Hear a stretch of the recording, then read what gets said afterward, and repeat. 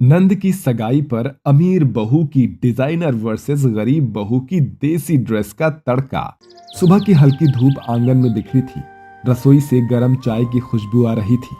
घर के छोटे से आंगन में पार्वती देवी चौकी पर बैठी सब्जी काट रही थी और उनकी दोनों बेटियां नंदनी और आरजू अपने अपने काम में लगी थी। माँ, देखो ना, मेरी फ्रेंड्स सब ने नई ड्रेस ऑर्डर की है पार्टी के लिए और मैं वही पुरानी ड्रेस पहनूं। बिटिया, हर चीज पैसे से नहीं खरीदी जाती, सादगी भी अपनी पहचान होती है। हाँ माँ, सादगी जो बस हमारी किस्मत में है। दूसरों की तरह अगर थोड़े पैसे होते तो मैं भी डिजाइनर लहंगा पहनती। तो लेना आरजू, ये ड्रेस ले ले, मैंने खुद बनाई है। सादी है पर देख जरा। इतने में पीछे से आवाज आती है। नंदनी ने अपने हाथों में नीली अनारकली ड्रेस थमाई। उस पर महीन जरी का काम था, सिंपल मगर बेहद ही खूबसूरत। अरे वाह नंदिनी, क्या खूब बनाई है तूने। सच में तेरे हाथों में तो जादू है बेटी। अच्छा है, पर मेरी पसंद का नहीं। खैर, माँ ने मना किया है पैसे देने से, तो क्या कर सकती हूँ। आरजू, कभी कभी सादगी ही सबसे बड़ी खूबसूरती होती है। नंदिनी से कुछ सीख ले, हर काम में हुनर है इसमें। बस यही बाकी रह गया था, हर जगह नंदिनी की तारीफ, जैसे मैं कुछ हूँ ही नहीं। उसने भीतर ही भीतर तय कर लिया। देखना माँ, जब हमारी शादी होगी और हम एक ही घर में जाएंगे ना, तो सबको पता चल जाएगा कि असली चमक किसकी है। दोनों बहनों की शादी एक ही घर में तय हो चुकी थी। भगवती देवी के भव्य बंगले में। नंदनी की शादी उनके बड़े बेटे राजन और आरजू की शादी छोटे बेटे आदर्श से होती है। शादी का दिन किसी सपने से कम नहीं था।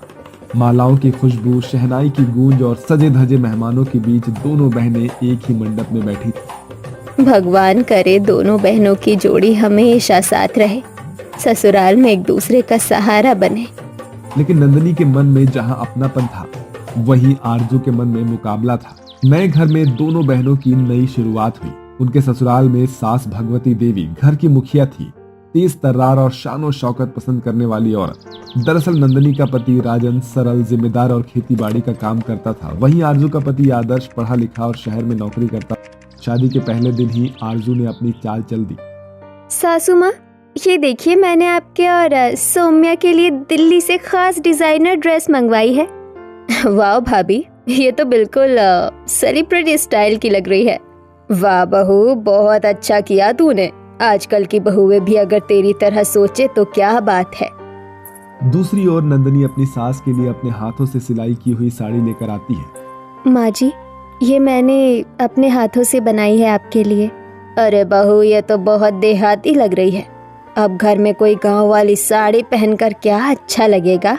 हाँ माँ, इससे तो किसी गांव के मेले में पहन लेंगी ना आप। नंदनी के चेहरे पर मुस्कान ठिठक गई, पर उसने कुछ नहीं कहा। अगले दिन नंदनी सुबह सुबह रसोई में लगी हुई थी। उसने पूरी, आलू की सब्जी, खीर और गुलाब जामुन सब कुछ अपने हाथों से बनाया। भगवान करे सबको पसंद आए। पहली बार कुछ खास कर रही हूँ। वहीं दूसरी ओर आरजू ने फोन उठाया। हाँ Sharma ji, pizza, burger, pasta और मोमोज पैक करवा दीजिए, सब 5 स्टार रेस्टोरेंट से। हाँ, टाइम पर डिलीवरी होनी चाहिए। जब सब लोग खाने के लिए बैठे, भाभी, ये खाना तो 5 स्टार होटल का लग रहा है, बाहर का खाना है। वाह, बहुत यम्मी लग रहा है। अरे वाह आरजू, तूने तो सबका मन जीत लिया। आजकल की पीढ़ी को बाहर का टेस्ट पसंद है। माँ, जरा नंदनी के हाथ का भी स्वाद तो चखिए। अरे रहने दे बेटा, अब वो देहाती सब्जियां कौन खाएगा। नंदनी एक कोने में खड़ी सबको हंसते हुए देख रही थी। उसकी आंखों में हल्की नमी थी, पर होठों पर वही विनम्र मुस्कान। आरजू हर दिन कोई ना कोई नया तरीका निकालती थी, जिससे वो सास और नंद के दिल में जगह बना सके। कभी डिजाइनर जूते, कभी महंगे परफ्यूम, कभी गिफ्ट वाउचर। जबकि नंदनी हर बार अपने हाथों से कुछ बनाती थी, लेकिन हर बार ठुकरा दी जाती थी। भाभी, आपके तो सिलाई के हुनर का शोरूम ही खोल लेना चाहिए। हाँ सौम्या, बस गांव में ही खोलेंगी, वही सबको देसी फैशन सिखाएंगी। हुनर की जगह पैसा नहीं ले सकता आरजू, वक्त बताएगा कौन सच्चा फैशन है। देख लेना नंदिनी, अब इस घर में जो राज करेगी वो मैं हूँ। कुछ महीने बीत जाते हैं। बाढ़ की वजह से राजन की खेती में भारी नुकसान हो जाता है। घर की आर्थिक स्थिति थोड़ी डगमगा जाती है। माँ, थोड़े पैसे की जरूरत है, खेत में खाद और बीज डालने हैं। अब घर में इतना खर्च कौन उठाए? जब तेरी पत्नी सब देहाती तरीके अपनाती है तो खेत भी वैसे ही चलाओ। नंदिनी चुपचाप सब सुनती रहती है पर बोलती कुछ नहीं है। धीरे धीरे आरजू की चालों और आर्थिक स्थिति की वजह से सास का रवैया और कठोर होता जाता है। आखिर एक दिन, राजन, अब तुम दोनों अपने हिसाब से जीना चाहते हो ना, तो ये घर छोड़ दो। पीछे की झोपड़ी खाली है, वही रहो। राजन ने कुछ नहीं कहा, बस नंदिनी का हाथ थामा और बोला, चलो नंदिनी, मेहनत से ही नया घर बनता है, दीवारों से नहीं। नंदिनी की आंखों में आंसू थे पर चेहरे पर दृढ़ता। वो समझ चुकी थी कि वक्त की परीक्षा शुरू हो चुकी है। कुछ महीने बीत गए। राजन और नंदिनी अब झोपड़ी में रहते थे पर खुश थे। वही भगवती हाउस में फिर रौनक लौटी। सौम्या की सगाई तय हो गई थी। पूरा घर सज रहा था पर सौम्या की जुबान पर एक ही बात थी, आरजू भाभी डिजाइनर ड्रेस लाने वाली है सगाई के लिए। नंदिनी ने दूर खड़ी होकर सब कुछ देखा पर मन में बस एक ही ख्याल आया, शायद अब वक्त है जब मैं खुद को साबित कर सकूं। सगाई की तारीख पास आ रही थी। भगवती हाउस में रोज नए नए काम चल रहे थे। फूलों की सजावट, मिठाइयों के ऑर्डर, गेस्ट लिस्ट और सबसे खास सौम्या की सगाई की ड्रेस। सौम्या, तू टेंशन मत ले, तेरी ड्रेस मैं खुद डिजाइन करवाऊंगी दिल्ली के डिजाइनर मनीष तिवारी से। सच भाभी, आप तो बेस्ट हो। सबको बस आप जैसी भाभी चाहिए। मेरी आरजू बहू तो हर काम में नंबर 1 है। उधर आंगन के कोने में झोपड़ी से ये सब कुछ सुन रही थी नंदिनी, जो शांत भाव से अपनी सुई धागों में उलझी थी। राजन जी, सौम्या की सगाई है। मैं चाहती हूँ कि मैं भी कुछ अच्छा करूँ ताकि फिर से उनका भरोसा जीत सकूं। नंदिनी, तू सच्ची है। तेरे हाथों का हुनर कोई डिजाइनर क्या जाने। बना, जो दिल का है वो बना। वक्त बदलते देर नहीं लगती। नंदिनी ने आंखों में चमक भर ली। उसने ठान लिया कि वो सौम्या के लिए अपनी सुई से चमत्कार कर दिखाएगी। रात दिन नंदिनी कपड़े पर कढ़ाई करती रही। कभी मोतियों की चमक लगाती, कभी जरी की पतली लाइन खींचती। हर टांका जैसे उसकी उम्मीदों की डोर बन गया था। जब दिल से बनाई जाए कोई चीज तो वो हमेशा चमकती है, जैसे सच्चाई हमेशा जीतती है। उधर आरजू अपने कमरे में मोबाइल पर लगी थी। हाँ राकेश, वही डिजाइन कॉपी करवा दो जो सीमा गुप्ता की सगाई में थी। और सुनो, सस्ती कॉटन नेट से बनवाना। ब्रांड का टैग मैं खुद लगा दूंगी। समझ गया मैडम, मैं डुप्लीकेट ब्रांड बना दूंगा। बस सौम्या को लगे कि मैं उसे महंगी ड्रेस दे रही हूँ। नंदिनी तो वैसे भी कुछ नहीं कर पाएगी।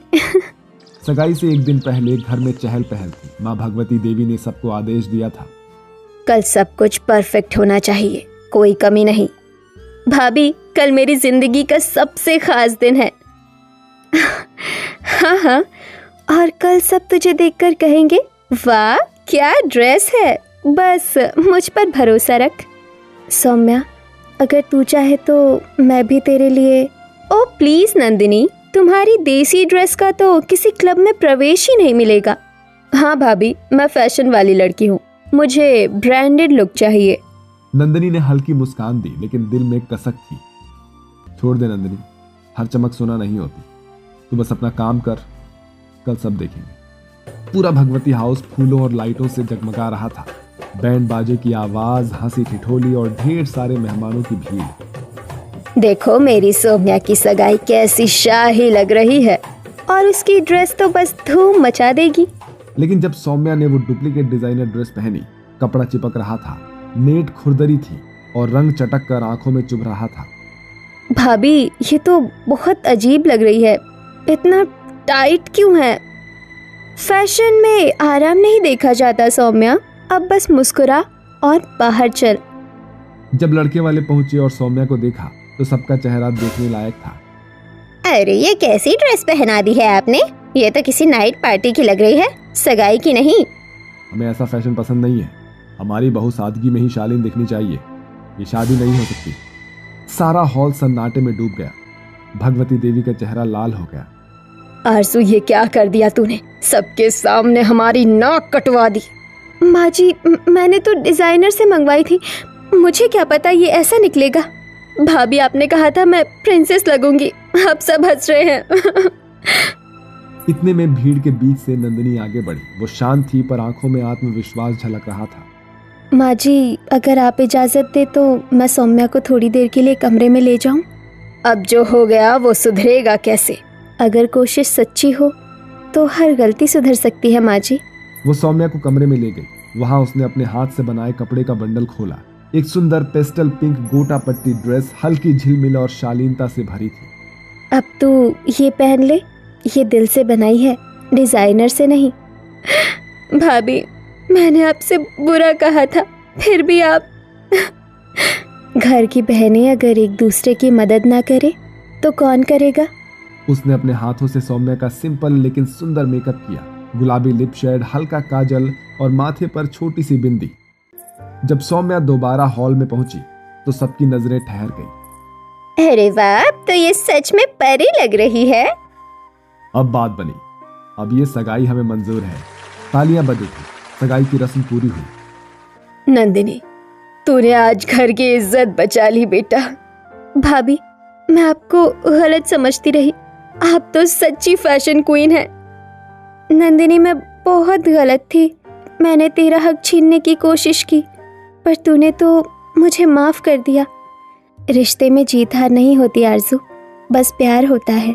मेरी नंदिनी ने आज दिखा दिया, असली डिजाइनर वही है जो दिल से बुनता है। सगाई के बाद सब परिवार के लोग नंदिनी के गले लग गए। भगवती देवी ने उसकी घर छोड़ने की बात रद्द कर दी। अब तू फिर से हमारे घर की लाडली बहू है। अब इस घर की डोर सच्चाई के हाथ में रहेगी और अगली बार कोई भी डिजाइनर ड्रेस नहीं, बस नंदिनी की देसी ड्रेस ही चलेगी। सब हंस पड़े। बैंड की धुन पर फिर से घर में खुशियां गूंज उठी। कहानी का संदेश, दोस्तों, सच्चा फैशन दिल से आता है, पैसे से नहीं। दिखावे की चमक थोड़ी देर रहती है, पर सादगी की चमक हमेशा दिल में बस जाती है। वो कहते हैं ना कि पैसा अगर किसी के सर पर चढ़ जाए तो सबसे पहले अपनों को जलाकर खाक करता है। अब हम ऐसा क्यों कह रहे हैं, चलिए इस कहानी के जरिए जानते हैं। मम्मी, जल्दी से हमारा पिज्जा लेकर आओ ना। हाँ मम्मी, बहुत जोरों की भूख लग रही, जल्दी से लेकर आओ ना। अरे बच्चों, बस आ ही गया तुम्हारा गर्मा गर्म पिज्जा। ये लो, आज तो मैंने इसमें एक्स्ट्रा चीज भी डाली है। मम्मी, ये पिज्जा तो बहुत ज्यादा टेस्टी है। Thank you so much. मैंने तो अभी तुम दोनों के लिए चीज बर्गर भी बनाया है। तुम दोनों बैठकर पिज्जा खाओ, मैं अभी चीज बर्गर लेकर आती हूँ। अमीर जेठानी के दोनों बच्चे पीहू और रोहित गर्म गर्म चीज पिज्जा खा रहे होते हैं, जिसकी खुशबू नीचे रह रहे गरीब देवरानी के बच्चों तक आ जाती है। साक्षी, कितनी अच्छी खुशबू आ रही है ना। ऊपर से लगता है चाची ने पिज्जा बनाया है। मेरा भी पिज्जा खाने का मन कर रहा है। चलो चलकर हम भी चाची से अपने लिए पिज्जा बनवाते हैं। गरीब देवरानी के दोनों बच्चे पिज्जा की खुशबू से ऊपर आ जाते हैं और देखते हैं कि रोहित पीहू मजे से पिज्जा खा रहे हैं। तुम दोनों पिज्जा खा रहे हो, हमें भी थोड़ा सा दे दो ना, भूख लग रही है। हम क्यों दे तुम्हें हमारा पिज्जा? इतना ही पिज्जा खाने का शौक है तो जाकर अपनी मम्मी से बनवा लो। हमारी माँ कहती है कि हमें हमेशा मिल बांटकर खाना चाहिए, और हम तो तुम्हारे भाई बहन है ना, हमें भी पिज्जा खाने दो। इतना कहकर साक्षी जैसे ही पिज्जा लेने लगती है तो पीहू उसे जोर से धक्का मार देती है, जिससे साक्षी जमीन पर गिरकर रोने लगती है। साक्षी की रोने की आवाज सुनकर नीचे रह रही साक्षी की माँ नंदिनी भागी भागी ऊपर आती है। वहीं किचन में से श्रुति भी बाहर आ जाती है। क्या हुआ साक्षी बेटा, तुम गिर कैसे गई? साक्षी पीहू से पिज्जा ले रही थी ना, इसलिए पीहू ने साक्षी को धक्का दे दिया। पीहू, ऐसा कोई करता है क्या? देखो, तुम्हारी वजह से साक्षी के घुटने पर कितनी चोट लग गई। खबरदार, जो मेरी बेटी से इस तरह बात की तो तमीज खुद के बच्चों में नहीं है। कितनी बार कहा है कि अपने इन दोनों गरीब बच्चों को नीचे रखा करो। इनकी हिम्मत कैसे हुई ऊपर मेरे घर में आने की? अगर आइंदा इन दोनों में से किसी ने भी ऊपर आने के लिए सीढ़ियां भी चढ़ी ना, तो टांगे तोड़ दूंगी इनकी, समझी? अब जा दफा हो जा अपने गरीब बच्चों को लेकर। अपनी अमीर जेठानी की बातें सुनकर नंदिनी अपने दोनों बच्चों को लेती है और रोते हुए नीचे आ जाती है। श्रुति का पति आकाश एक बड़ी सी एमएनसी कंपनी में काम करता था, जिसके चलते श्रुति ऐशो आराम के साथ ऊपर वाले फ्लोर में रहती थी। लेकिन वहीं नंदिनी का पति अभिनव एक मामूली सी फैक्ट्री में वर्कर था। जिसके चलते गरीबी में उन सबको नीचे के कमरे में रहना पड़ता था। जहां जेठानी का ऊपर वाला फ्लैट किसी महल से कम नहीं था, वहीं एक ही घर में रहने के बावजूद भी नीचे रह रही देवरानी का घर किसी झोपड़पट्टी की तरह दिखता था। माँ, यहाँ बहुत ज्यादा गर्मी है, ये पंखा भी ठीक से नहीं चल रहा है। मुझे ऊपर चाची के घर पर जाने दो ना। पता है, वहाँ पर 2-2 एसी लगे हुए हैं। बेटा, तेरी चाची बहुत अमीर है, इसीलिए वो सभी लोग एसी में रहते हैं, लेकिन हमारी एसी में रहने वाली हैसियत नहीं है। और तुम ऊपर गई तो फिर सुबह की तरह तुझे रुला दिया जाएगा, और तुम अगर ऊपर गई तो फिर सुबह की तरह तुझे रुला दिया जाएगा। बेटा, नीचे रहने की वजह से हर गर्मी में गरीब देवरानी के परिवार को काफी ज्यादा परेशानी होती है। श्रुति, थोड़ी देर के लिए हमें ऊपर आने दो। नीचे गर्मी से बुरा हाल हो गया है बच्चों का भी। ये मेरा घर है, कोई धर्मशाला नहीं। खबरदार जो तू या तेरे बच्चे ऊपर आए तो। अपनी अमीर जेठानी के ऐसे स्वभाव से गरीब देवरानी काफी ज्यादा परेशान रहती थी, लेकिन अपनी गरीबी के चलते वो लोग उनसे कुछ भी नहीं कहते थे। इसी के साथ अमीर घमंडी जेठानी श्रुति अपने गरीब देवरानी से नौकरों की तरह घर के सारे काम करवाती थी। मैंने तुझे कपड़े धोने के लिए कहा था ना, और तूने अभी तक कपड़े नहीं धोए, और ना ही मेरे घर की सफाई की है। श्रुति, मुझे मेरे भी घर के काम करने होते हैं। अगर तुम अपने घर के कुछ काम कर लोगी तो क्या हो जाएगा, और अगर नहीं होता तो तुम्हारे पास इतना पैसा है, तुम कोई नौकरानी क्यों नहीं रख लेती? जब तेरे जैसे गरीब देवरानी मेरे पास हो तो मैं नौकरानी क्यों रखूं? भगवान का शुक्र अदा कर कि हम तुझे नीचे रहने दे रहे हैं, वरना कब का धक्के मार के तुझे और तेरे बच्चों को निकाल देते। साक्षी की नीचे वाली घर के पेपर भी श्रुति के पास ही थे, जिसके डर से साक्षी हमेशा श्रुति की बदतमीजी को चुपचाप सहा करती थी। लेकिन वहीं श्रुति इतना सब कुछ करने के बावजूद भी अपनी हरकतों से बाज नहीं आती थी। ऊपर रहने की वजह से आए दिन वो घर का सारा कूड़ा कचरा ऊपर से नीचे रह रही गरीब देवरानी के घर में फेंक दिया करती थी। उस दिन बड़ा ज्ञान दे रही थी ना मुझे, अब बताती हूँ इसे। मैं भी देखती हूँ कि इतना सारा कूड़ा कचरा कैसे साफ करती है। श्रुति आए दिन नंदिनी के साथ घर में कचरा फेंक देती थी। कभी जानबूझकर नंदिनी के घर का लाइट कटवा देती थी। पता नहीं मेरी जेठानी को ये सब कुछ करके क्या मिलता है। आखिरकार कब तक हमें जिल्लत से भरी जिंदगी को जीना होगा? भगवान, अब तो तू ही कुछ कर। समय गुजरता रहता है, लेकिन श्रुति की हरकतों में कोई भी बदलाव नहीं आता। ऐसे ही एक दिन, वाह श्रुति, तुम्हारा ये नेकलेस तो काफी सुंदर लग रहा है। कितने का है? पूरे 3 लाख का है। मेरे बर्थडे पर इन्होंने मुझे गिफ्ट किया था। अपनी सभी अमीर सहेलियों के साथ कार्ड खेल रही होती है कि तभी ट्रे में जूस के ग्लासेस लेकर नंदिनी आती है, जिसे देखकर यामिनी कहती है, श्रुति, तुमने नई नौकरानी भी रख ली? वैसे कितने में रखी है? हम इसे पैसे नहीं देते, बस रहने के लिए जगह और 2 वक्त खाना दे देते हैं। वाह यार, अगर ऐसी नौकरानी हो तो मुझे भी बताना। अपनी जेठानी को अपनी सभी अमीर सहेलियों के सामने खुद को नौकरानी बताने की वजह से नंदिनी को काफी ज्यादा दुख पहुंचता है। लेकिन अपने हालातों की वजह से नंदिनी श्रुति से कुछ भी नहीं कहती, और ऐसे ही कुछ समय और गुजर जाता है। नंदिनी, वैसे ही हमारा कमरा इतना छोटा सा है, ऊपर से भाभी इसमें अपना सारा सामान भी रखवा देती है। अब हम सब सोएंगे कैसे? क्या करूं जी, मैं भी उन्हें कहाँ तक बोलूं? उन्हें तो बस हमें परेशान करने का मौका मिलना चाहिए।